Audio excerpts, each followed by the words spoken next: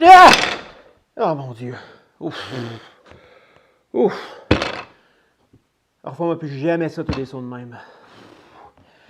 Tu cherches une façon de calculer des probabilités? Je reprends mes esprits puis je fais le tutoriel pour toi. Bon, maintenant que j'ai repris mes esprits, on va se parler de la façon dont on peut calculer la probabilité théorique de deux événements indépendants.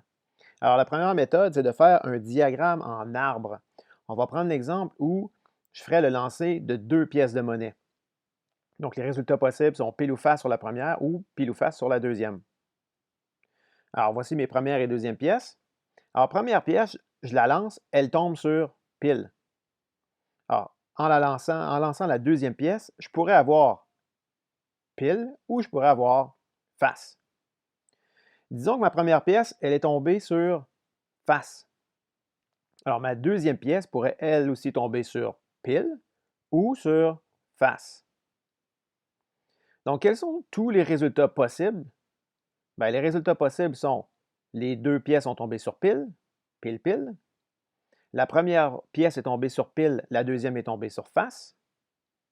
La première pièce est tombée sur face, la deuxième sur pile.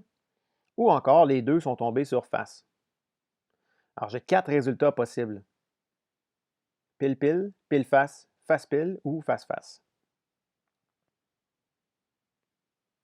Maintenant, un diagramme en tableau.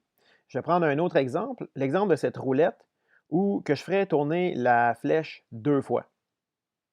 Alors, au premier tour, je pourrais avoir rose, bleu ou vert. Au deuxième tour, je pourrais aussi avoir rose, bleu ou vert. Alors, autour de ces résultats-là, je vais construire un tableau. Alors, dans le cas où au premier tour, j'aurais rose, je pourrais aussi avoir au deuxième tour rose.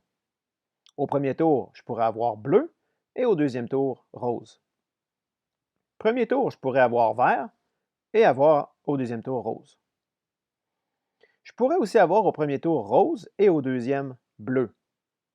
Je pourrais avoir bleu et bleu une autre fois. Je pourrais avoir vert au premier tour, bleu au deuxième. Je pourrais aussi avoir rose au premier tour, vert au deuxième. Bleu au premier tour, vert au deuxième. Ou je pourrais avoir vert les deux tours. Donc, on voit tous mes résultats possibles qui sont ici. Je pourrais avoir rose, rose, bleu, rose, vert, rose, rose, bleu, bleu, bleu, vert, bleu, rose, vert, bleu, vert, vert, vert. Donc, au total, il y a 9 résultats possibles. Donc, quand on te demande de calculer la probabilité, tu peux utiliser un diagramme en arbre ou en tableau. Parfois, on va te parler de l'espace échantillonnal. C'est quoi ça, l'espace échantillonnal? Bien, c'est simplement la liste de tous les résultats possibles.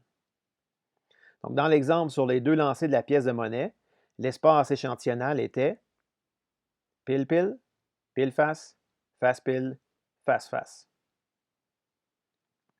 Dans l'exemple de la roulette, l'espace échantillonnal était rose rose, bleu rose, vert rose, rose bleu, bleu bleu, vert bleu, rose vert, bleu vert, vert vert.